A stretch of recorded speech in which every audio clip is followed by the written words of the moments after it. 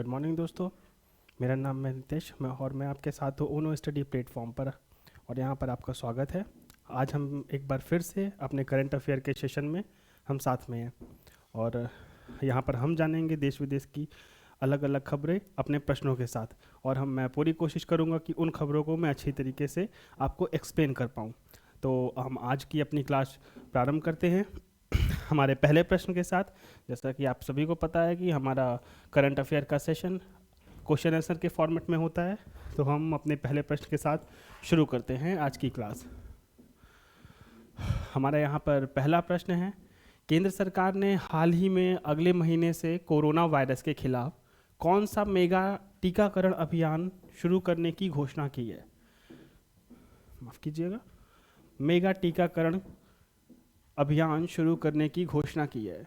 पहला ऑप्शन है द्वार अभियान, दूसरा ऑप्शन है सुरक्षित और वैक्सीन बचाओ अभियान, ऑप्शन सी है हर घर दस्तक अभियान, ऑप्शन सी हर घर टीकाकरण अभियान। तो यहाँ पर ये ध्यान दीजिएगा कि केंद्र सरकार ने प्रारंभ किया है, ना कि किसी राज्य सरकार ने। और अगले महीने से कोरोना वायरस के खिलाफ मेगा टीकाकरण का अभियान, मेगा टीकाकरण, और इस समय ये सबसे ज़्यादा ज़रूरी है हमारे बचाव के लिए, आपके बचाव के लिए। सभी को सुरक्षित रहना है तो वैक्सीन लगवानी ही होगी। तो इसके लिए ऑप्शन सी सही आंसर है, हर घर दस्तक अभियान। इस अभियान में क्या करेंगे? इस अभियान में जिन लोगों को वैक्सीन का पहला डोज लग चुका है तो उन्हें दूसरी डोज लगाने के लिए स्वास्थ्य कर्मी हैं, जो हमारे हेल्थ वर्कर हैं, पहले वो घर घर जाके उन्हें टीका की दूसरी डोज देंगे। तो उसके लिए ये अभियान चलाया गया है, हर घर दस्तक अभियान। ये आप याद रखिएगा, वन लाइनर क्वेश्चन है, किसी भी एग्जाम में पूछ सकता है। Upcoming UP, Uttarakhand PCS, Bihar PCS और आरओ में पूछा जा सकता है इस प्रकार के क्वेश्चन कि हर घर दस्तक अभियान से क्या अभिप्राय है, या फिर मेगा टीकाकरण अभियान शुरू करने की घोषणा केंद्र सरकार ने की है, तो वो कौन सा अभियान है? तो इसमें स्वास्थ्यकर्मी घर घर जाएंगे, लोगों को वैक्सीन की दूसरी डोज लगाएंगे, जिससे कि उनका टीकाकरण पूर्ण हो सके और जिससे वो सुरक्षित रह सके। अभी हाल ही में आपने न्यूज़ में सुना होगा, देखा होगा कि कोरोना की तीसरी लहर आ रही है, जैसे कि चीन जैसे शहरों में फिर से लॉकडाउन बढ़ गया है। इसलिए आप अपने घरों में रहिए, सुरक्षित रहिए, आवश्यकता पड़ने पर ही आप घरों से बाहर निकलें, मास्क और सैनिटाइजर का प्रयोग अवश्य करें। तो सुरक्षित रहने का यही एक तरीका है, अभी बचाव ही सुरक्षा है। तो हम अपने अगले प्रश्न की तरफ चलते हैं। हमारा अगला प्रश्न है, इनमें से किस मंत्रालय ने हाल ही में स्वतंत्रता आंदोलन पर अपने अमृत महोत्सव पॉडकास्ट का लॉन्च किया है? अमृत महोत्सव पॉडकास्ट बहुत इंपॉर्टेंट चीज़ है दोस्तों। अमृत महोत्सव पॉडकास्ट का लॉन्च किया है। इसमें 4 ऑप्शन हैं। ऑप्शन ए शिक्षा मंत्रालय, ऑप्शन बी वित्त मंत्रालय, ऑप्शन सी रेल मंत्रालय, ऑप्शन डी संस्कृति मंत्रालय। तो इसमें सही उत्तर क्या होगा? सही उत्तर होगा ऑप्शन डी संस्कृति मंत्रालय। संस्कृति मंत्रालय ने हाल ही में अमृत महोत्सव पॉडकास्ट का लॉन्च किया है। तो ये अमृत महोत्सव जो है, ये है क्या एक्चुअल में? अमृत महोत्सव पॉडकास्ट, तो अभी हमारे देश को आज़ाद हुए जो 75 साल होंगे, तो हमारे देश की आज़ादी के 75 साल के उपलक्ष्य में 75 सप्ताह का 75 वीक्स का 75 सप्ताह के लिए आज़ादी का अमृत महोत्सव मनाया जा रहा है।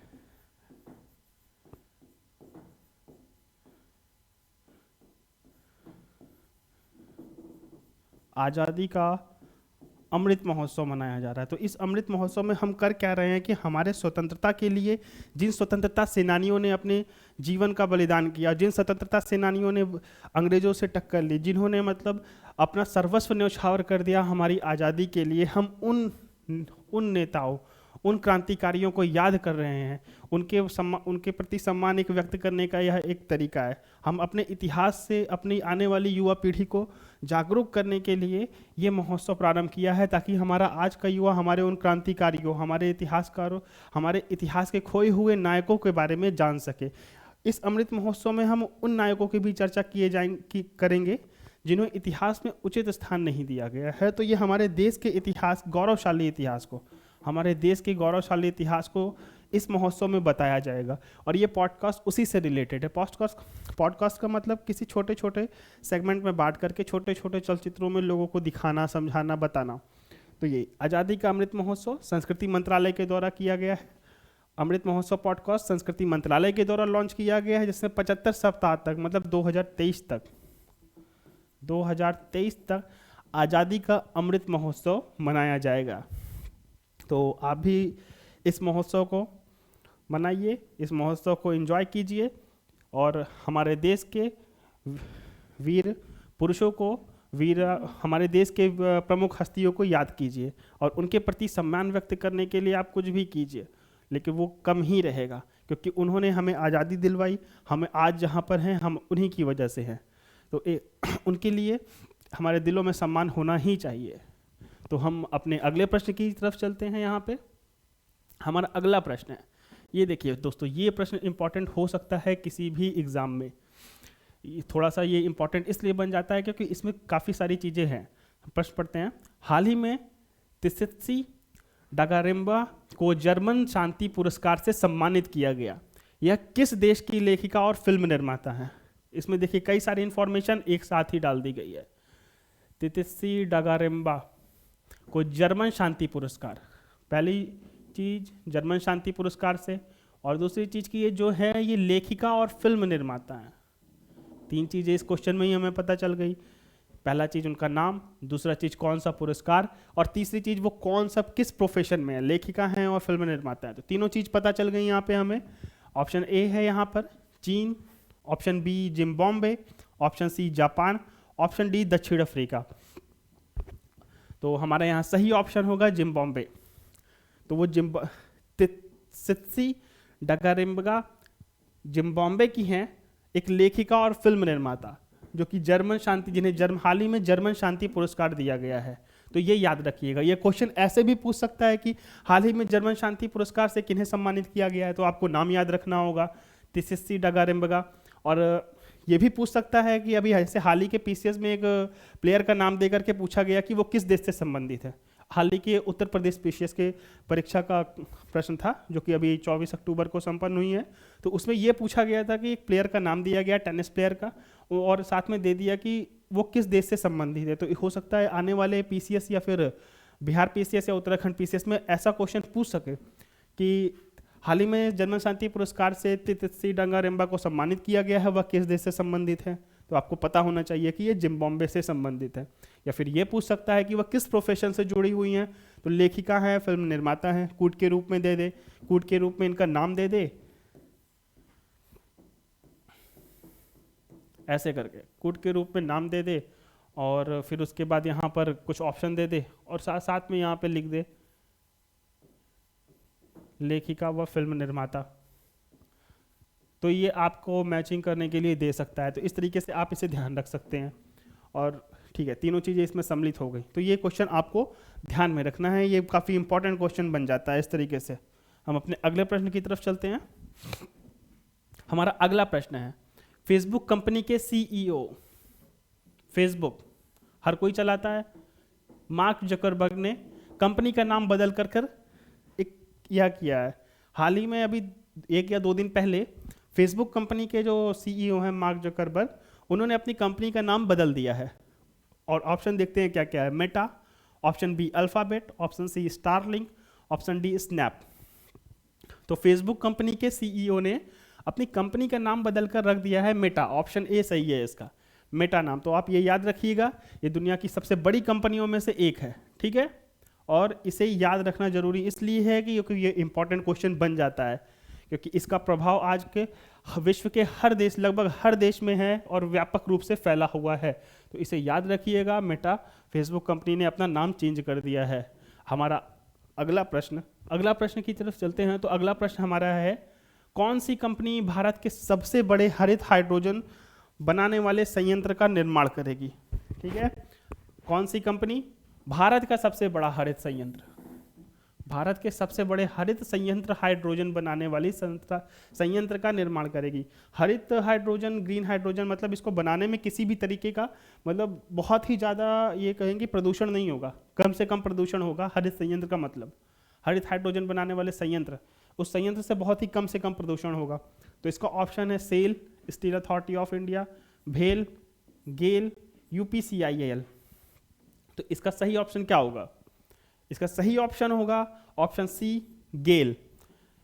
गेल ने भारत के सबसे बड़े हरित हाइड्रोजन बनाने वाले संयंत्र का निर्माण किया है। ठीक है, और हमारा अब गेल के बारे में थोड़ा सा देख लेते हैं। गेल जो है, गेल की स्थापना हुई थी 1984 में, और इसका हेडक्वार्टर पूछ लेता है कई एग्जामों में। विभिन्न इस तरह की जो संस्थाएं हैं उसका हेडक्वार्टर पूछता है, तो हेडक्वार्टर है इसका न्यू दिल्ली, नई दिल्ली में इसका हेडक्वार्टर है। ठीक है, याद रखिएगा 1984 में बनी थी और इसका हेडक्वार्टर है न्यू दिल्ली, नई दिल्ली में हेडक्वार्टर है गेल का। हम अगला प्रश्न है हमारा, हम प्रश्न नंबर 6 की तरफ आ गए हैं। प्रश्न नंबर 6, हाल ही में किस राज्य के मुख्यमंत्री ने गो ग्रीन योजना, ये ध्यान दीजिए, गो ग्रीन योजना, ये यहां से होना चाहिए था, ये पूरा गो ग्रीन योजना और इसका पोर्टल लॉन्च किया है। ठीक है, गो ग्रीन, इसके नाम से ही समझ में आ रहा है कि गो ग्रीन है क्या, आप समझ गए होंगे अब तक। तो हम इसकी चर्चा करेंगे अभी, इसका ऑप्शन देखते हैं तब तक।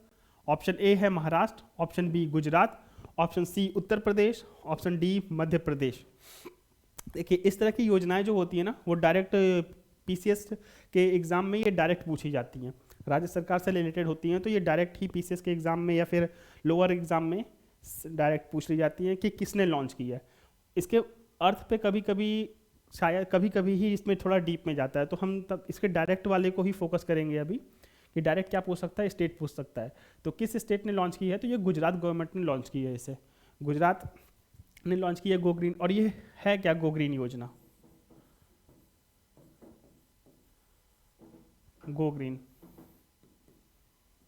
तो इसमें करेंगे क्या कि आजकल देख रहे हैं ना कि हमारी गाड़ियों से कितना प्रदूषण हो रहा है, हमारा एटमॉस्फेयर प्रदूषित हो रहा है, बड़े बड़े सिटीज़ में इतनी सारी गाड़ियां हो जाती हैं कि जिससे ठंड के दिनों में या फिर कुछ ऐसे इस पे मतलब कुछ विशिष्ट मौसम की ऐसी दशाएं बन जाती हैं जिससे यहाँ पे प्रदूषण का स्तर बहुत ही ज़्यादा बढ़ जाता है।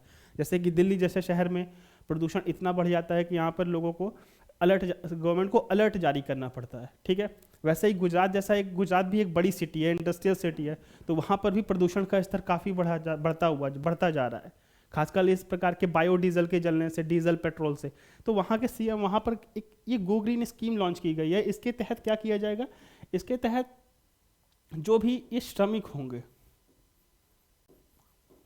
श्रमिक कौन से वाले, जो अनऑर्गेनाइज्ड सेक्टर के हैं, अनऑर्गेनाइज्ड सेक्टर के हैं, जो असंगठित क्षेत्र के श्रमिक हैं, उन श्रमिकों को अगर वो श्रमिक ई वाहन लेते हैं, इलेक्ट्रिक व्हीकल लेते हैं। इलेक्ट्रिक व्हीकल में क्या आएगा, जैसे अगर वो इलेक्ट्रिक स्कूटर ले लिए या फिर इलेक्ट्रिक ऑटो ले लिए या फिर ऐसे ही इलेक्ट्रिक से चलने वाले वाहन लेते हैं जो उनके रोजगार में काम आए, इलेक्ट्रिक स्कूटर, इलेक्ट्रिक ऑटो और इलेक्ट्रिक मालवाहक गाड़ी। तो उसमें गवर्नमेंट क्या करेगी, उसमें गवर्नमेंट इन श्रमिकों को सब्सिडी प्रदान करेगी जिससे उन्हें कम लागत में ये वाहन मिल सके और साथ ही साथ पर्यावरण प्रदूषण से भी बचा जा सके। तो इसमें गवर्नमेंट क्या करेगी, इलेक्ट्रिक वाहन के लिए सब्सिडी प्रदान करेगी। तो ये आप याद रखिएगा, गो ग्रीन योजना किस गवर्नमेंट ने चलाई है, गुजरात गवर्नमेंट ने चलाई है। और किस लिए है ये गो ग्रीन, इलेक्ट्रिक वाहन पर सब्सिडी दी जाएगी। किनको दी जाएगी, असंगठित क्षेत्र के श्रमिकों को दी जाएगी। असंगठित, अब असंगठित का मतलब तो समझते होंगे, असंगठित का मतलब जो किसी पर्टिकुलर सेक्टर से संबंधित नहीं है। जैसे हमारे क्या है, रेहड़ी वाले हैं जो मतलब ठेले पे लेकर के फल या सब्जी लगाते हैं, तो वो असंगठित हो गए। दैनिक मजदूरी करने वाले लोग जो हैं वो असंगठित हो गए हैं। ठीक है, तो असंगठित का मतलब यही होगा, जो किसी पर्टिकुलर सेक्टर से संबंधित नहीं है, जिनका कोई पर्सनल मतलब अकाउंट, पीएफ अकाउंट वगैरह ना हो, तो वो असंगठित क्षेत्र में आते हैं। आप इन्हें याद रखिएगा। श्रमिकों के लिए इलेक्ट्रिक वाहन पर सब्सिडी दी जाएगी, गो ग्रीन योजना में, गुजरात सरकार की योजना है। इतना आपको याद रखना है। हमारा अगला प्रश्न बहुत ही अच्छा प्रश्न है ये, इस पर ध्यान दीजिए, काफ़ी सारी चीज़ें हैं इसमें। भारत का निर्वाचन आयोग, इलेक्शन कमीशन ऑफ इंडिया ने वोटर लिस्ट में नाम जोड़ने और सुधार करने के लिए किस ऐप को लॉन्च किया है? तो ऑप्शन देखते हैं हम। Option A Garuda, Garuda app, option C candidate app, option C voter turnout app, option D Suvidha app. तो ये सारे के सारे ही इलेक्शन कमीशन ऑफ इंडिया के ऐप है, लेकिन निर्वाचन आयोग ने वोटर लिस्ट में अपना नाम जोड़ने और सुधार करने के लिए, वोटरों की सुविधा के लिए गरुड़ ऐप लॉन्च किया है। तो इसमें ऑप्शन ए सही हो जाएगा, गरुड़ ऐप। ठीक है, तो इसमें कर क्या सकते हैं, इस ऐप के माध्यम से आप इस ऐप पे जाएंगे, अपने वोटर लिस्ट में नाम अगर जोड़ना चाहते हैं तो उसके लिए सुविधा प्रदान की जाएगी, और उसमें सुधार करने के लिए ऑप्शन होंगे तो उसमें आप कर सकते हैं। अब थोड़ा सा हम इलेक्शन कमीशन ऑफ इंडिया के बारे में जान लेते हैं। इलेक्शन कमीशन ऑफ इंडिया, इसको हिंदी में कहते हैं भारत का निर्वाचन आयोग।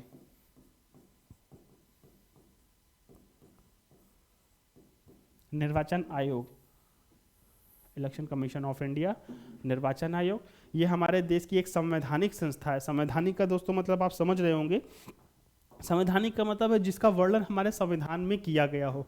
हमारे संविधान के आर्टिकल अनुच्छेद 324 में निर्वाचन आयोग का वर्णन किया गया है। और निर्वाचन आयोग का काम क्या होता है? निर्वाचन आयोग का नाम से ही मत समझ में आ गया ना, निर्वाचन चुनाव करवाना, तो लेकिन ये किसका किसका चुनाव करवाती है? तो अनुच्छेद 324 में इसको लिखा गया है कि ये निर्वाचन आयोग का गठन होगा और ये चुनाव करवाती है। जैसे कि देखिए, सबसे ऊपर हमारे देश का शीर्ष कौन होता है? हमारे देश का मुखिया है राष्ट्रपति, तो ये राष्ट्रपति का चुनाव करवाती है ये संस्था। राष्ट्रपति के बाद उपराष्ट्रपति, वाइस प्रेसिडेंट, राष्ट्रपति, उपराष्ट्रपति, लोकसभा, राज्यसभा का चुनाव, साथ ही साथ विधानसभा का चुनाव। या फिर ये हम ये कह सकते हैं कि इन दोनों को लिखने की जगह संसद के दोनों सदनों का चुनाव और विधानसभा का चुनाव, राज्यों की विधानसभाओं का चुनाव आयोजित करवाती है। इसके साथ ही साथ किस विधानसभाओं का चुनाव करवाती है। इसके साथ ही साथ जो आप चुनावों में देखते हैं कि आचार संहिता लागू होती है, तो उस आचार संहिता को कौन बनाता है? इलेक्शन कमीशन ऑफ इंडिया बनाता है। उसे लागू करने का काम भी इलेक्शन कमीशन ऑफ इंडिया करता है। इलेक्शन कमीशन ऑफ इंडिया का और काम क्या होता है? पार्टियों को जो चुनाव चिन्ह आवंटित किए जाते हैं उसका काम भी इलेक्शन कमीशन ऑफ इंडिया करता है। जैसे कि आप देखते हैं ना, किसी को कमल आवंटित कर दिया, किसी को पंजा आवंटित कर दिया, किसी को हाथी, किसी को लालटेन, तो वो इलेक्शन कमीशन ऑफ इंडिया का काम होता है। यहाँ एक चीज़ ध्यान दीजिएगा कि ये जो संस्था है राष्ट्रपति, उपराष्ट्रपति, लोकसभा, विधानसभा का चुनाव तो करवाती ही है उसके सदस्यों का, लेकिन ये जो राज्यों में पंचायत के चुनाव होते हैं, माफ कीजिएगा यहाँ मैं लिखता हूँ, वहाँ से दिख नहीं रहा, जो पंचायत के चुनाव होते हैं ये संस्था उसका चुनाव नहीं करवाती है। पंचायती चुनाव को कराने की जिम्मेदारी राज्य सरकार की होती है, जिसमें राज्य निर्वाचन आयोग की होती है। राज्य सरकार नहीं, राज्य निर्वाचन आयोग। पंचायती चुनाव को करवाने की जिम्मेदारी राज्य निर्वाचन आयोग की होती है, जो कि हमारे संविधान के अनुच्छेद 243 में दिया गया है, जिसका उल्लेख कि राज्य निर्वाचन आयोग का एक गठन किया जाएगा। तो पंचायती चुनाव की जिम्मेदारी आप ध्यान रखिएगा कि राज्य निर्वाचन आयोग की है, ना कि इलेक्शन कमीशन ऑफ इंडिया की। तो ये चीज़ें ध्यान रखने की ज़रूरत है। इलेक्शन कमीशन ऑफ इंडिया की जिम्मेदारी केवल राष्ट्रपति, लोकसभा, राज्यसभा, उपराष्ट्रपति और विधानसभा के चुनावों की करवाने की जिम्मेदारी होती है। और अब इसका बात करते हैं कि इसकी सचिवालय कहाँ पर है। अगर इलेक्शन कमीशन ऑफ इंडिया का सचिवालय देखें, सचिवालय मतलब इसका ऑफिस कहाँ पर पड़ेगा, तो इसका ऑफिस पड़ेगा न्यू दिल्ली, नई दिल्ली में इसका ऑफिस है। ठीक है, आप इतना याद रखिएगा कि इलेक्शन कमीशन ऑफ इंडिया का नई दिल्ली में ऑफिस है। और इसमें अगर बात करते हैं तो कितने सदस्य हैं, तो ये पहले इसमें सदस्यों की संख्या संविधान में लिखी नहीं गई है। ठीक है, ये चीज़ आप ध्यान रखिएगा कि सदस्यों की संख्या लिखी नहीं गई है, लेकिन एट प्रेजेंट यहाँ पर एक अध्यक्ष होता है, एक अध्यक्ष है और यहाँ पर 2 उपाध्यक्ष हैं। सबकी पावर तीनों सेम लेवल पर होते हैं। और जो ये अध्यक्ष होता है ये एक आईएएस स्तर का अधिकारी होता है। ये आपको पता होना चाहिए, नॉर्मल सी जनरल सी चीज़ है कि एक अध्यक्ष और 2 उपाध्यक्ष। संविधान में हालांकि लिखा नहीं है, बट एट प्रेजेंट 3 लोग होते हैं इसमें, एक मुख्य निर्वाचन आयुक्त, एक अन्य चुनाव आयुक्त, 2 अन्य चुनाव आयुक्त तो होते हैं, ठीक है। और इनके कार्यकाल की बात करें तो ये होते हैं ये 6 वर्ष, 6 वर्ष या 65 वर्ष की आयु तक, 65 वर्ष की आयु, 65 वर्ष की आयु या फिर दोनों में से जो पहले पड़े। मतलब अगर हो बन जाता है कोई व्यक्ति चुनाव आयुक्त, तो चुनाव आयुक्त या मुख्य चुनाव आयुक्त बनता है तो वो 6 वर्ष तक अपने नियुक्ति से 6 वर्ष तक बना रह सकता है। अब जैसे मान लीजिए कि वो हो जाता है 56 साल में बन जाता है, तो 56 6 62, 62 साल पे वो रिटायर होगा। लेकिन अगर वहीं पर कोई व्यक्ति 60 साल में बनता है तो 65 साल में वो रिटायर हो जाएगा। हालांकि उसके पास 1 साल बचा होगा, लेकिन 65 साल में रिटायर हो जाएगा, क्योंकि यहाँ पर दिया हुआ है ना 65 वर्ष तक। तो 6 वर्ष या 65 वर्ष की आयु तक ही वो होता है कार्यकाल। और इसकी अगर बात करें कि अगर इसका संवैधानिक रूप से किसके समान होगा ये, तो ये सुप्रीम कोर्ट के जज के समान इसकी होती है। इसकी हैसियत अगर बात करें इसकी हैसियत की, तो सुप्रीम कोर्ट के जज के समान होती है, सुप्रीम कोर्ट के जज के समान।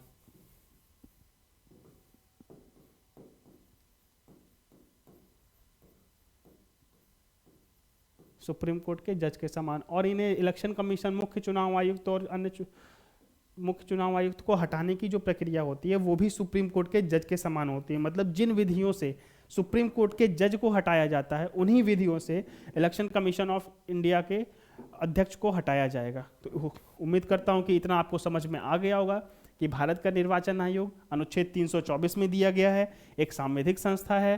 राष्ट्रपति, उपराष्ट्रपति, संसद और राज्यों की विधानसभाओं के चुनाव को आयोजित कराती है, और इसका सचिवालय जो है दिल्ली में है। इनका कार्यकाल जो होता है 6 वर्ष या 65 वर्ष की आयु तक होता है। और वर्तमान में ये 3 सदस्यीय संस्था है, 3 सदस्यीय संस्था है, 1 अध्यक्ष और 2 अन्य सदस्य। हालांकि संविधान में इसके सदस्यों की संख्या के बारे में कोई उल्लेख नहीं किया गया है, और इनका ओहदा जो होता है वो सुप्रीम कोर्ट के जज के समान होता है, ठीक है।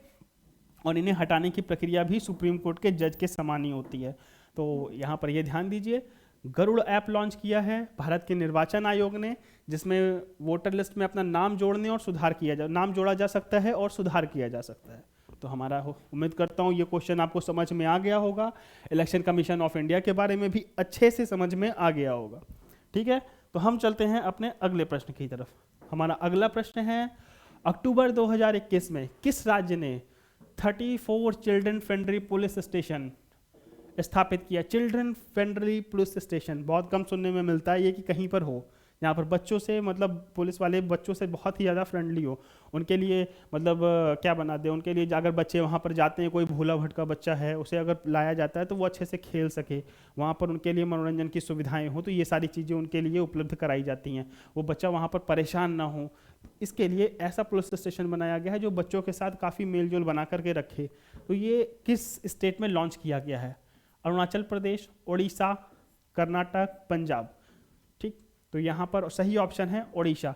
उड़ीसा में 34, ये याद रखिएगा, 34 चिल्ड्रन फ्रेंडली पुलिस स्टेशन स्थापित किया गया है। हालांकि इससे पहले महाराष्ट्र में भी बनाया जा चुका है चिल्ड्रन ऐसा पुलिस स्टेशन, महाराष्ट्र में भी बना हुआ है, लेकिन उड़ीसा में 34 एक साथ खोले गए हैं, ठीक है। ये आपको याद रखना, महाराष्ट्र में पहले से बन चुका है, न्यूज़ में इसलिए है क्योंकि ओडिशा में ये एक साथ 34 खोले गए हैं, इस वजह से ये न्यूज़ में है चिल्ड्रन फ्रेंडली पुलिस स्टेशन, ठीक है। समझ में आ गया होगा। हम अपने अगले प्रश्न की तरफ अब चलते हैं। आ गया? हाँ आ गया, ठीक है। हमारा 9वां प्रश्न है, राष्ट्रीय सुरक्षा परिषद के सचिवालयों के बीच पहली भारत किर्गिस्तान रणनीतिक वार्ता अक्टूबर 2021 में किस भारतीय शहर में आयोजित की गई? ठीक है, राष्ट्रीय सुरक्षा परिषद के सचिवालयों के बीच, मतलब ये किसी सुरक्षा से जुड़ा हुआ मुद्दा है, ये ध्यान रखिएगा। और हाल ही में अंतर्राष्ट्रीय स्तर पर सुरक्षा को लेकर के एक बहुत बड़ा खतरा हो गया है, आपको पता होगा, वो हम अभी चर्चा कर रहे हैं। तब तक इसके ऑप्शन को देखते हैं।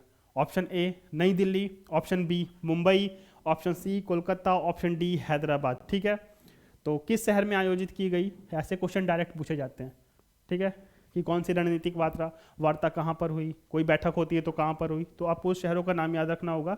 नई दिल्ली। तो नई दिल्ली में राष्ट्रीय सुरक्षा परिषद सचिवालयों के बीच पहली भारत किर्गिस्तान रणनीतिक वार्ता, ये जो रणनीतिक वार्ता हुई है ना सुरक्षा परिषद के बीच में हुई है, और ये किसको देखिए, अफगानिस्तान, देखिए जो अफगानिस्तान में अभी हाल ही में तख्ता पलट हुआ है, अफगानिस्तान की गवर्नमेंट को हटा करके वहाँ पर तालिबान का शासन आया है, जो तालिबान ने वहाँ पर कब्जा कर लिया है, तालिबान ने वहाँ पर अफगानिस्तान की गवर्नमेंट को हटाकर वहाँ पर कब्जा कर लिया। तो इसके मुद्दे पर बात हुई थी, इस मुद्दे पर, तालिबान के मुद्दे पर भारत किर्गिस्तान रणनीतिक वार्ता हुई थी, जिसमें दोनों देश जो हैं अभी वर्तमान में अगर देखा जाए तो दोनों देश अफगानिस्तान के द्वारा जो फैलाया गया आतंकवाद है उससे पीड़ित हैं और उसको लेकर के चिंतित हैं कि आगे कोई ऐसी दुखद घटना ना घटे। तो इसको लेकर के सुरक्षा परिषद के सचिवालयों के बीच बात हुई है, वो नई दिल्ली शहर में हुई है, आयोजित की गई है। किनके बीच? भारत और किर्गिस्तान के बीच। हमारा चलते हैं अगले प्रश्न की तरफ। अगला प्रश्न, प्रश्न संख्या 10, किस राज्य केंद्र शासित प्रदेश ने पर्यावरण साथी, ये याद रखिएगा, पर्यावरण साथी चैटबॉट, लिंच नहीं, लिंच नहीं है, ये होगा लॉन्च, पर्यावरण साथी चैटबॉट लॉन्च किया है। किस राज्य या फिर केंद्र शासित प्रदेश ने पर्यावरण साथी चैटबॉट लॉन्च किया है? New Delhi, option A, option B Gujarat, option C Uttar Pradesh, option D Madhya Pradesh. ठीक है, तो इसका सही ऑप्शन क्या होगा? इसका सही ऑप्शन होगा नई दिल्ली। ठीक, हाल ही में देखिए इस ठंडी के सीजन में आते आते सितंबर अक्टूबर तक दिल्ली में प्रदूषण बहुत ही ज़्यादा बढ़ जाता है। रीज़न क्या है कि एक तो ठंडी होती है, कोहरे पड़ने की वजह से धुंध जो होती है वो निचले स्तर पर ही रह जाती है। दूसरा रीज़न पराली जलाने की वजह से वायु प्रदूषण बहुत ज़्यादा होता है। और तीसरी चीज़ है कि यहाँ पे जो इतनी ज़्यादा वाहन चलते हैं तो उनके धुओं की वजह से, और साथ ही साथ ये कहा जाता है कि कथित तौर पे दिवाली के पटाखों की वजह से प्रदूषण बहुत ही ज़्यादा बढ़ जाता है। ठीक है, तो इन सब चीज़ों की वजह से दिल्ली में वैसे तो हमेशा ही हवा का स्तर खराब रहता है, जहाँ पर PM 2.5 पार्टिकल की जो मात्रा होती है वो अपने खतरनाक स्तर पर हमेशा ही रही है, कभी भी मतलब अच्छे स्तर पर नहीं रही है। तो इन्हीं सबको देखते हुए एक अभियान चलाया था अभी कुछ महीनों पहले, दिल्ली सरकार ने एक अभियान चलाया था, युद्ध प्रदूषण के विरुद्ध। तो ये भी आप याद रख सकते हैं क्योंकि ये भी एक करंट अफेयर का हिस्सा है। हालांकि कुछ महीने पहले ये अभियान चला था, अभी तक कहीं पूछा नहीं गया है कि युद्ध प्रदूषण के विरुद्ध अभियान किसने चलाया, तो ये दिल्ली सरकार ने चलाया था, युद्ध प्रदूषण के विरुद्ध।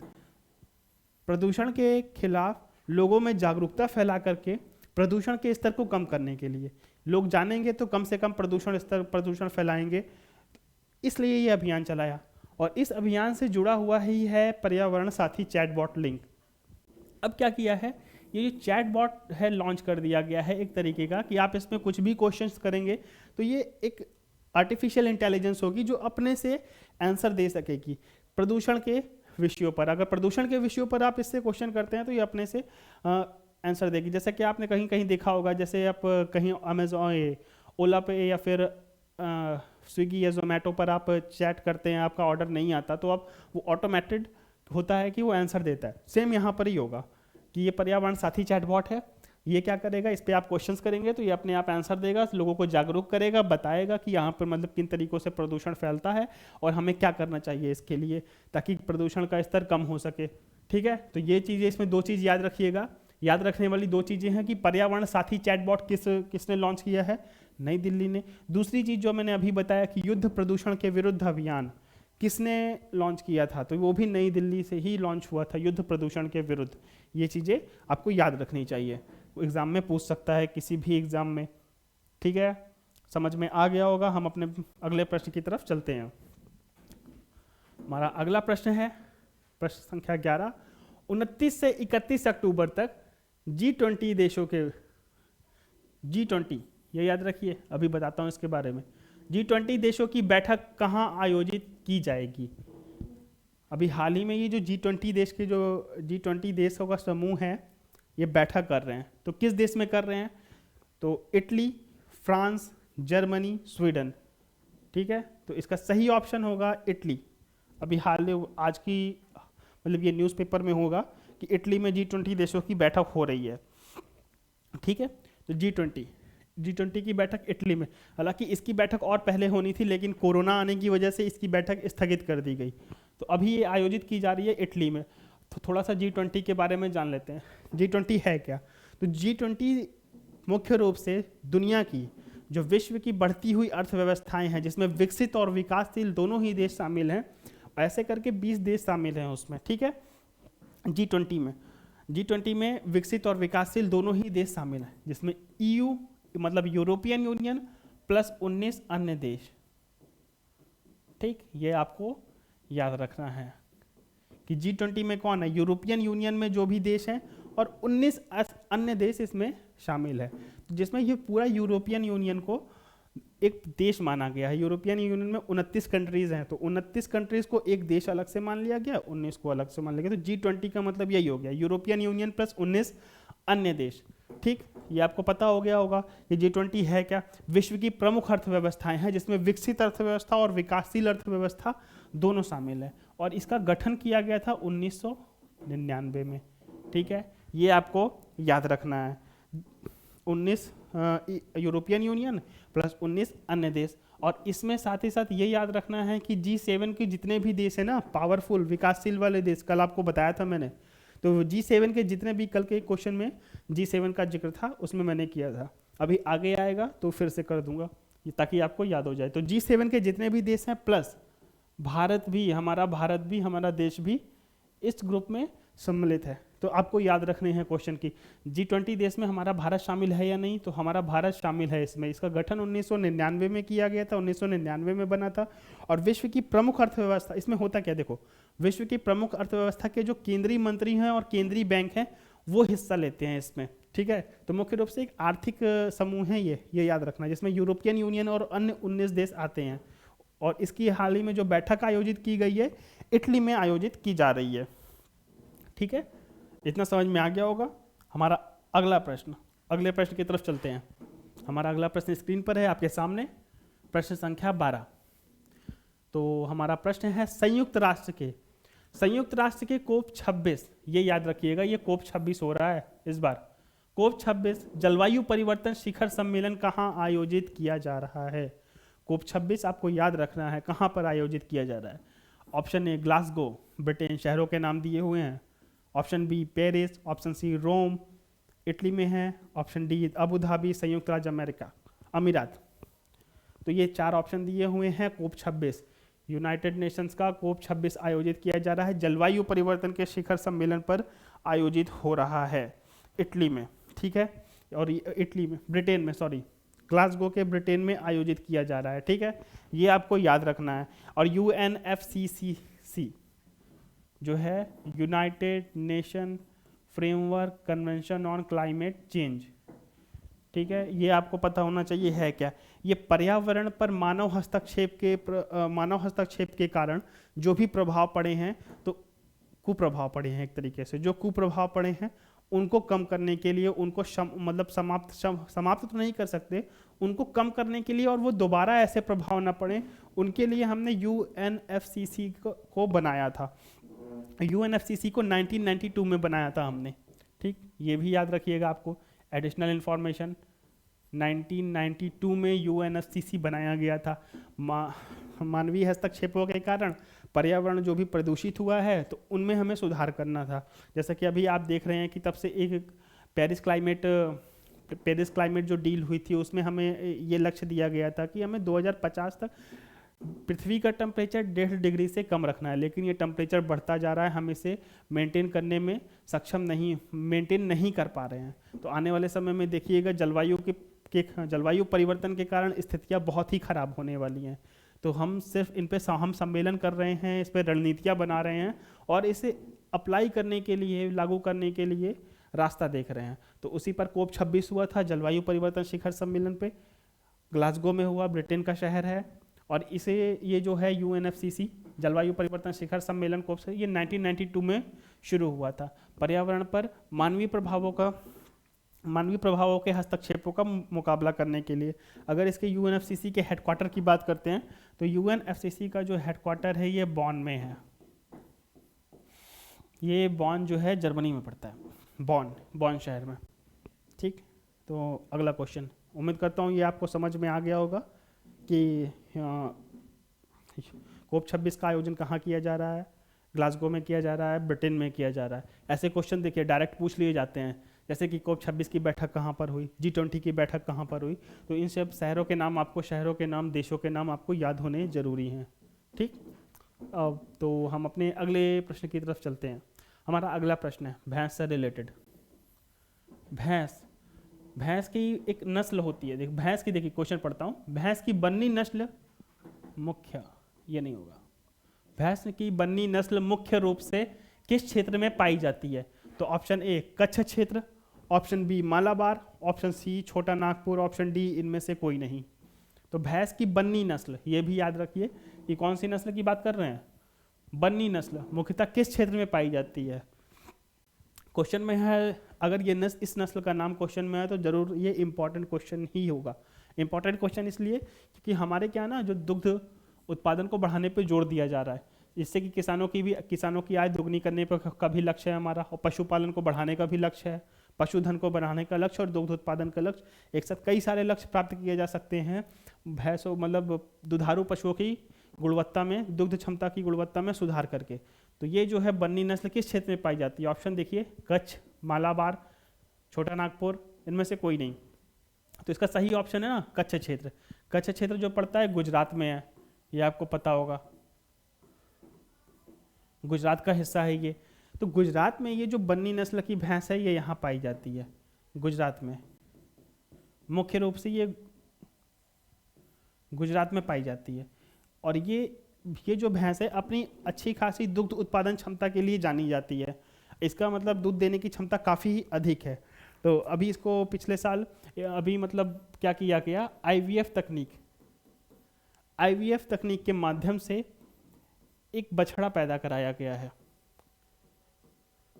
आईवीएफ तकनीक के माध्यम से एक बछड़ा पैदा कराया गया है इसी भैंस का, जो कि जेनेटिक आनुवांशिक रूप से संशोधित किया गया है, जिसमें जेनेटिक मॉडिफिकेशन किए गए हैं कुछ, ताकि ये ज़्यादा से ज़्यादा दूध दे सके, ताकि इसकी दूध देने की क्षमता अधिक हो जाए, किसानों की आय बढ़ पाए और हमारा मतलब दुग्ध उत्पादन में स्तर बढ़ सके। ठीक, ये आपको समझ में आ गया होगा कि बन्नी नस्ल जो है वो गुजरात से संबंधित है। आईवीएफ तकनीक से अभी ये चर्चा में इसलिए है क्योंकि आईवीएफ तकनीक से एक बछड़ा उत्पन्न हुआ है जिसमें जेनेटिक मॉडिफिकेशन किए गए हैं। ठीक, और भैंसों के बारे में एक चीज़ ये आप जान लीजिए कि हमारे यहाँ दुनिया भर की जितनी भी भैंसें हैं 43% भैंसें भारत में पाई जाती हैं। आपको ये याद रखना है कि 43% भैंसें भारत में पाई जाती है, मतलब लगभग 110 मिलियन भैंसें, 110 मिलियन भैंसें हमारे भारत में है। दुनिया की 43% भैंसें हमारे भारत में पाई जाती है। तो इस प्रकार हम देख सकते हैं कि ना पशुधन के मामले में, लाइव स्टॉक के मामले में हमारा देश बहुत आगे है, शीर्ष पर है। तो ये क्वेश्चन उम्मीद करता हूँ समझ में आ गया होगा आपको। बन्नी नस्ल, बन्नी है क्या? भैंस की नस्ल है। कहाँ पाई जाती है? गुजरात में पाई जाती है। और हाल ही में इसने आईवीएफ तकनीक से एक बछड़े को जन्म दिया है। ठीक है, तो इस वजह से ये चर्चा में थी और ये अपने दुग्ध उत्पादन क्षमता के लिए प्रसिद्ध है। बहुत अधिक मात्रा में दूध देती है। तो ये पूरी तरीके से आपको समझ में आ गया होगा क्योंकि इसके एक एक पार्ट में हमने चर्चा कर ली है। हम अपने अगले प्रश्न की तरफ चलते हैं। हमारा अगला प्रश्न है, हाल ही में चर्चा में रहे वन वर्ल्ड वन ग्रिड को लागू करने हेतु नोडल एजेंसी कौन सी है? अंतरराष्ट्रीय, ऑप्शन ए देखते हैं, अंतरराष्ट्रीय सौर गठबंधन, बी विश्व बैंक, सी संयुक्त राष्ट्र पर्यावरण कार्यक्रम, ऑप्शन डी अंकटाड। तो इसमें क्वेश्चन से ही पता चल जा रहा है, one sun one world one grid, एक सूर्य एक देश और एक ग्रिड। ये आपको याद रखना है, ये काफ़ी इंपॉर्टेंट चीज़ है इस बार, ये काफ़ी इंपॉर्टेंट चीज़ है। तो इसका आयोजन जो किया गया है, हालांकि ये 2018 से लगा कई बार चर्चा में आई है। तो इसके लिए जो नोडल एजेंसी है अंतर्राष्ट्रीय सौर गठबंधन, ये है नोडल एजेंसी, अंतर्राष्ट्रीय सौर गठबंधन है। तो हम थोड़ा सा इसके बारे में जान लेते हैं। ठीक है, तो ये वन सन वन जो ये है, one sun one world one grid, तो इसको हम जो किया गया था, लाया गया था, थॉट था 2018 में हमारे पीएम ने दिया था। पीएम नरेंद्र मोदी ने इसके बारे में कहा था कि दुनिया में कहीं सूर्य डूबता ही नहीं है। जब दुनिया में सूर्य डूबता नहीं है, सूर्य कभी अस्त नहीं होता, तो मतलब कि वो दुनिया में 24 घंटे 365 दिन ऊर्जा देता रहता है। तो हम उस ऊर्जा का उपयोग कर सकते हैं एक ग्रिड बना करके। पूरी दुनिया को एक ग्रिड से जोड़ दें तो हमारे पास 24 घंटे ऊर्जा उपलब्ध होगी, जिससे हम जो ये आज कोल पे डिपेंड है, धीरे धीरे हमारी कोल पे डिपेंडेंसी हट जाएगी। तो ठीक है, दुनिया में कभी सूर्य अस्त नहीं होता, इसके लिए ये विचार 2018 में हमारे पीएम ने दिया था, वन सन वन वर्ल्ड और वन ग्रिड बनाने का। तो इतना आपको समझ में आ गया होगा कि वर्ल्ड को, इसको एक तरीके से ना ग्रीन ग्रिड भी कहा जाता है, इसको ग्रीन ग्रिड भी बोला जाता है, ग्रीन ग्रिड, क्योंकि इसमें किसी बहुत ही कम मात्रा में प्रदूषण होना है, तो इस वजह से इसको ग्रीन ग्रिड बोला जाता है। इसके लिए नोडल एजेंसी, हाल ही में जो ये ग्लासगो में बैठक हो रही है, वहाँ इसको लॉन्च कर दिया गया है। ठीक है, तो क्वेश्चन ये भी आपसे कर सकता है कि one sun one world one grid हाल ही में कहाँ किस मतलब सम्मेलन में लॉन्च किया गया है। तो जो ये बैठक पिछले क्वेश्चन में मैंने दिखाया था ना आपको, हाँ ये कोप 26 में, तो कोप 26 में लॉन्च किया गया है ग्लासगो में। तो one sun one world one grid को लॉन्च कर दिया गया है, हाल ही में नहीं, कल ही लॉन्च कर दिया गया है इसे। तो फिर इसमें देखते हैं, इसके लिए नोडल एजेंसी अंतर्राष्ट्रीय सौर गठबंधन, अंतर्राष्ट्रीय सौर गठबंधन के बारे में बात करते हैं। तो अंतर्राष्ट्रीय सौर गठबंधन में ये, अगर आप वर्ल्ड का मैप देखें तो इसमें कर्क रेखा, इसमें कौन कौन से देश शामिल हैं, क्वेश्चन ऐसे ही पूछा गया है अभी इसमें, हाँ अभी तक। तो कर्क रेखा और मकर रेखा के बीच में प्रमुख रूप से कर्क रेखा और मकर रेखा के बीच में जो भी देश हैं वो इसमें सम्मिलित हैं। तो इसमें सम्मिलित देश, ऐसे क्वेश्चन, इसमें क्वेश्चन इस तरीके से पूछा गया था कि अंतर्राष्ट्रीय सौर गठबंधन में कर्क रेखा और मकर रेखा के बीच आने वाले देश सम्मिलित हैं, ये कथन सही है कि नहीं। कूट में देकर के पूछा था। कथन एक ये था कि कर्क रेखा और मकर रेखा के बीच में आने वाले देश हैं, और दूसरा इसमें कथन था कि इसमें कितने देश सम्मिलित हैं। तो इसमें एट प्रेजेंट 121 देश सम्मिलित हैं। ठीक है, 121 देश सम्मिलित हैं, कर्क रेखा और मकर रेखा के बीच आने वाले इसमें देश सम्मिलित हैं। और इसका जो गठन किया गया था, इसको 2015 में बनाया गया था। अंतर्राष्ट्रीय सौर गठबंधन 2015 में किसके प्रयासों से, तो इसमें दो देश सामने आए थे, भारत और फ्रांस। दो देश थे यहाँ पर, भारत और फ्रांस।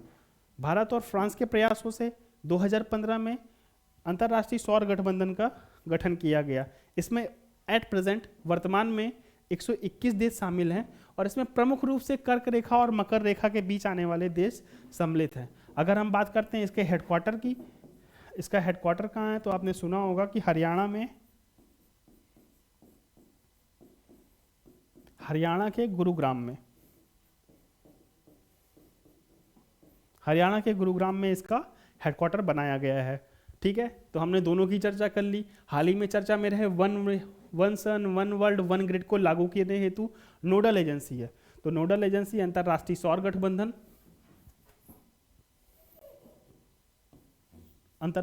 गठबंधन है इसमें।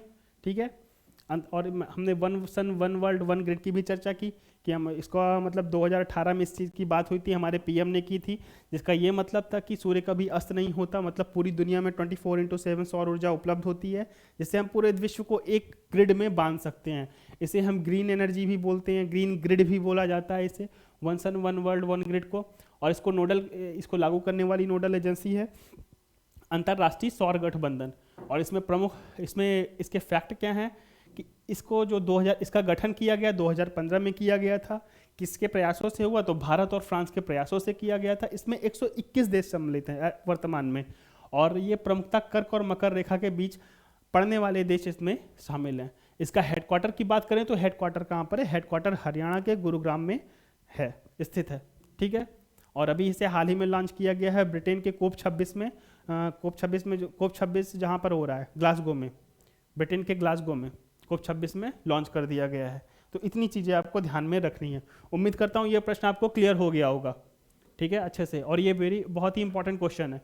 जैसे मैंने पीछे बोला ना कि मतलब जगहों के नाम, उसके साथ साथ वहाँ पर क्या हो रहा है ये भी हमें पता होना चाहिए। ठीक, हम आगे बढ़ते हैं। हमारा आखिरी क्वेश्चन है ये। ठीक, हमारा आखिरी क्वेश्चन देखिए, हाल ही में किस देश ने निर्यात के मामले में G7 कंट्रीज को, फिर से आ गया G7 कंट्रीज को पीछे करते हुए शीर्ष स्थान प्राप्त किया है। हाल ही में जो निर्यात के मामले में, मतलब किसी देश से जो एक्सपोर्ट होता है वो, ऑप्शन देखते हैं इसका। Option A Bharat, option B Bangladesh, option C चीन, ऑप्शन डी रूस। तो बताइए इसका क्या ऑप्शन होगा, क्या सही उत्तर होगा?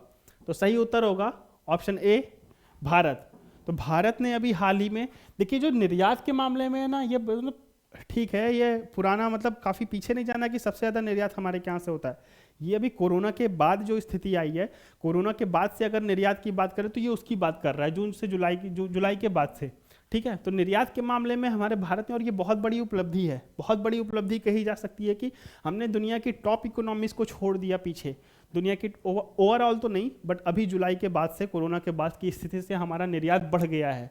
और ये भारत के लिए बहुत अच्छी बात है कि हमने G7 कंट्रीज़ को निर्यात के मामले में पीछे छोड़ दिया है। अगर एक तरीके से देखें ना, तो डेटा के हिसाब से 47% हमारा निर्यात बढ़ गया है G7 कंट्रीज़ का, जहाँ पे कुछ देशों का 23%, 22%, 25% पर है, तो एवरेज इसका 23% पर है। तो वहीं पे हमारा औसत जो है वो हमारा 47% निर्यात बढ़ गया है। तो हमने G7 कंट्रीज़ को पीछे छोड़ दिया है निर्यात के मामले में। ठीक है, तो एक बार हम फिर से G7 को देख लेते हैं। G7 कब बना था, ये हमने पिछले क्वेश्चंस में, पिछले मतलब लास्ट डे के सेशन में हमने चर्चा की थी। इसका गठन हुआ था 1975 में। ठीक, ये है क्या, मुख्य रूप से ये है क्या, ये है क्या, विश्व के विकसित एवं बड़ी अर्थव्यवस्था वाले देश हैं। ये विकसित एवं बड़ी अर्थव्यवस्था, विश्व की विकसित एवं बड़ी अर्थव्यवस्था वाले देश। G7 मुख्य रूप से है क्या, विश्व की विकसित एवं बड़ी अर्थव्यवस्था वाले देश हैं। और इसमें कौन कौन से देश शामिल है? 7 देश शामिल है। 1975 में इसका गठन हुआ था। इसमें 7 देश कौन से हैं? France, Germany, Japan, United kingdom, Italy, Canada, USA. ठीक है, इतना आपको याद रखना है। फ्रांस, क्योंकि देखिए ऐसी संस्थाएं हैं जैसे G7, G20, आसियान, इस तरीके की जो संस्थाएं हैं ना, ये संस्थाएं बार बार चर्चा में आएंगी, हर महीने ये चर्चा में आती रहती हैं। तो हर महीने इनका ये एक तरीके से हमें याद हो जानी चाहिए। तो हमें याद हो जानी चाहिए, तो इसका सही तरीका है कि इसका बार बार आप रिवीजन कीजिए। आप बार बार इन्हें देखेंगे तो बार बार ये आपको दिमाग में रिपीट होती रहेंगे, तो आपको याद हो जाएंगी। जैसे ये क्वेश्चन कभी आपके गलत नहीं होंगे। ऐसे भी क्वेश्चन इसमें पूछ सकता है, जैसे ये तो पूछेगा ही, ये तो पूछेगा ही, क्योंकि ये करंट का है, पूछ सकता है किसी न किसी एग्जाम में। हालांकि निर्यात के मामले में शीर्ष स्थान किसने प्राप्त किया? G7 देशों को। G7 के बारे में क्या पूछ सकता है कि ये यहाँ पर विकसित की जगह विकासशील कर सकता है, कि डेवलप्ड ना होकर के अंडर डेवलप्ड है। ठीक है, डेवलपिंग कंट्री है, डेवलपिंग कंट्री है, विकासशील है तो नहीं, विकसित देश हैं, ये आपको ध्यान रखना है। विश्व के विकसित एवं बड़ी अर्थव्यवस्था वाले देश हैं यहाँ पे। ठीक, गठन तो रेयरली पूछता है कि कब बना, लेकिन ये पूछ सकता है कि इसमें कौन कौन से देश सम्मिलित हैं, जैसे France, Italy, Germany, Canada, Japan, USA और यूके। इसमें कौन से देश सम्मिलित है? तो इतने देश सम्मिलित हैं, इतने आपको याद रखने हैं। G7 ये कई बार पूछा गया है। ठीक, हालांकि जो G20 वाले देश हैं उनमें 20 देशों के तो नाम नहीं याद रखने। G20 में आपको इतना ध्यान रखना है कि G20 में यूरोपियन यूनियन में जो देश हैं प्लस 19 अदर कंट्रीज है, उनके साथ भारत भी उसमें सम्मिलित है। ठीक है, उन 20 अलग देशों में, 19 अलग देशों में भारत भी है। तो G7 जो है हमारा, ये आपको याद रखना है। France, Italy, Germany. इसमें मैंने आपको पहले भी बताया था कि रूस इसमें पहले सम्मिलित था, लेकिन 2014 में रूस को बाहर कर दिया गया। ये एग्जाम में पूछा जा चुका है कि निम्नलिखित में से किस देश को G7 देश से बाहर कर दिया गया था, या फिर ऐसा फॉर्मेट में था कौन सा देश G7 में के ग्रुप में सम्मिलित नहीं है। 4 ऑप्शन देकर, 3 ऑप्शन देकर रूस उनके साथ सम्मिलित कर दिया, तो रूस उनमें नहीं है। आपको ये याद रखना है। और ये भी अभी पीछे हमने डिस्कस किया पीछे के क्वेश्चन में कि G20 में G7 के देश भी सम्मिलित हैं। G20 में G7 के देश भी सम्मिलित हैं। तो ये इतनी सारी चीज़ें आपको याद रखनी है। ठीक है, सारी चीज़ें आपको समझ में आ गई होंगी। अगर आज के क्वेश्चंस में अगर आपको कहीं पे भी डाउट है तो आप कमेंट सेक्शन में इसे बोल सकते हैं, डाउट को क्लियर किया जाएगा। तो यहाँ पर हमारा आज का सेशन समाप्त होता है। आज हमने सारे क्वेश्चंस किए, उम्मीद करता हूँ आपको अच्छा लगा होगा, समझ में आई होंगी चीज़ें। कल ऐसे ही हम रोज़ नए नए क्वेश्चंस लाते रहेंगे, रोज़ करंट अफेयर की नई नई चीज़ें आपकी तैयार होती रहेंगी। तब तक के लिए आज की क्लास समाप्त करते हैं। तो आप हमारे ओनो स्टडी चैनल को लाइक कीजिए, सब्सक्राइब कीजिए और शेयर कीजिए, और साथ ही साथ पढ़ते रहिए ताकि आपकी करंट अफेयर रिवाइज होती रहे। आप हर दिन के करंट अफेयर करेंगे तो रिवाइज करते रहेंगे तो आप पे बर्डन नहीं पड़ेगा। ठीक है, तब तक के लिए धन्यवाद।